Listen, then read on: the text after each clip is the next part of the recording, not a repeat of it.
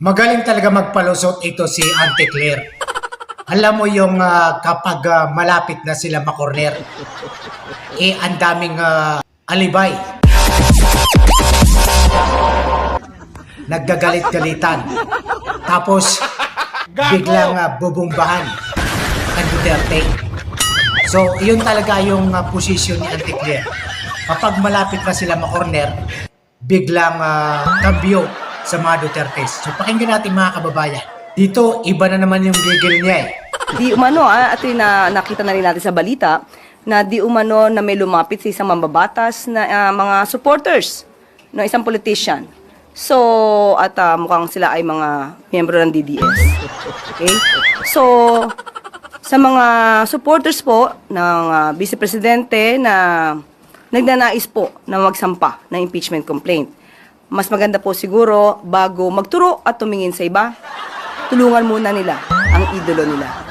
Una-una dahil ang usapin dito, ang impeachment complaint ay hindi ito pang media lamang. Hindi ito panakot lamang. Mas maganda po na masagot ang mga issue dahil sinasabi nila ang paglalabas di umano ng balak ng mga supporter ng mga Duterte na magsampa ng impeachment. Sinasabi ng iba, ito para makaiwas di umano ang Vice Presidente sa mga isyung paglustay at mga di umanong pagtanggap ng pondo, milyong-milyong pondo mula sa mga drug lords. So mas magandang masagot po yan.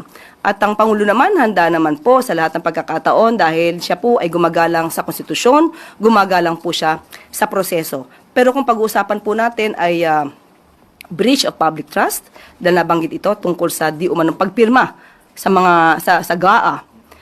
Ang Pangulo po, unang-una, hindi po siya nagnakaw ng pera. Pangalawa, siya po ang nagpapaimbestiga sa mga maaanumalyang flood control projects at maaaring naging sanhi ng korupsyon.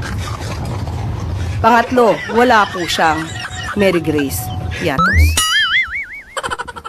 Follow-up lang po. So sa mata po ng palasyo, si Vice President Sara Duterte o ang Duterte family ang nasa likod ng mga usap-usapan para ipa-impeach si Pangulong Marcos? Yan po ang inamin ng isang mambabatas. So sa kanya po galing yung sinasabing DDS po or Duterte supporter ang nais maghain ng impeachment complaint laban sa Pangulo.